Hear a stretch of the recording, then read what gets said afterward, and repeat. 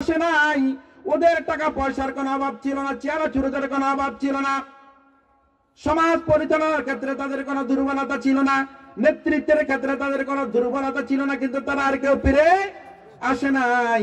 এটা নিয়ে আল্লাহ তাআলা বলেন সুম্মা রাদাদনাহু আসফালা সাফিলিন, আমি মানুষকে, দুর্বল মানুষদেরকে অধঃপতন থেকে অধঃপতনের দিকে নিয়ে যায়। এটা হলো 2 নাম্বার। 3 নাম্বার হলো আল্লাহ তাআলা বলেন তোমার ক্ষমতার অধঃপতন থেকে অধঃপতনের ভিতরে আমি নিয়ে যাই। এই মুহূর্তে তোমাকে ক্ষমতা দিয়েছি, ক্ষমতার যথাযথ ব্যবহার করে তোমার নিকট যেটা আমানত রেখেছি এটাকে অবশ্যই সেইভাবে এটাকে আমানত মনে করতে হবে। একটা পদ পেয়েছি, পদের অহংকার নিয়ে চলাফেরা করে অট্টালিকা বানাই ফেলেছি, কিন্তু আল্লাহর নিকট জবাবদিহিতা আছে কি নাই? অবশ্যই আছে। এই জন্য আমাদেরকে মনে করতে হবে ক্ষমতার দাপট দেখানো যাবে না।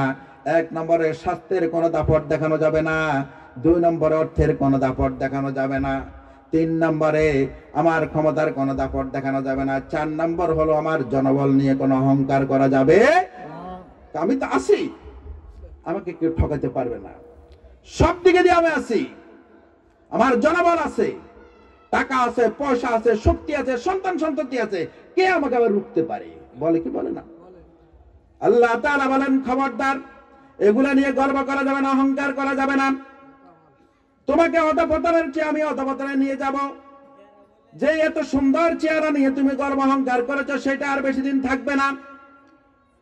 বনের ভিতরে একটা সিংহ সেখানে রাজত্ব করে, 10 বছর পর্যন্ত রাজত্ব করেছে। 10 বছর পরে সে তাদের উপর জুলুম করেছে, তারা উল্টা তার উপর জুলুম শুরু করে দেয়, ঠিক কিনা?